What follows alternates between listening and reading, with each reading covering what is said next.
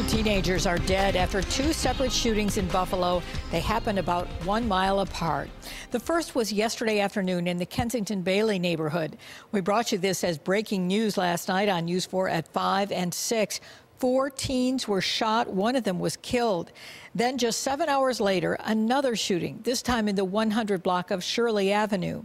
In this case, the shooter hit two 17-year-olds, and one of them died later. Good evening to you. Donna's off tonight. Police say these crimes are not connected. Mayor Byron Brown called the gun violence senseless behavior today.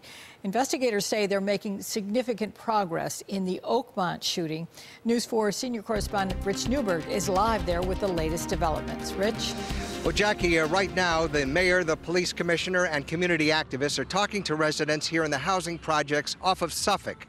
They need information. We intend to walk this pavement until the character that would dare do this is brought to justice.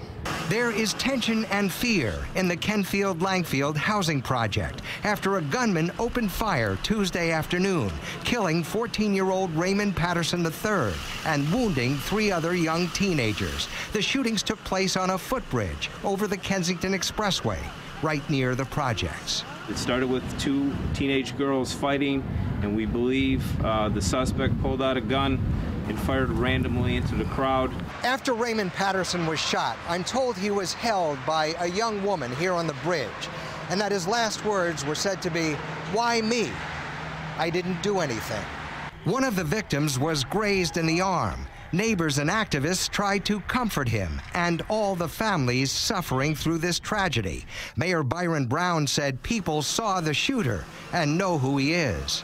We know that there are people in the community that know exactly who that shooter is. We're asking for more people to come forward so we can get that individual off the streets. None of the victims' families wanted to be identified. There is a killer on the loose. They in fear of coming outside, you know, because there's a guy running around here that doesn't care about families. He has a weapon. He might use it again. Hearing that the killer is known in the community, so maybe some apprehension, but however, a child killer must not be protected.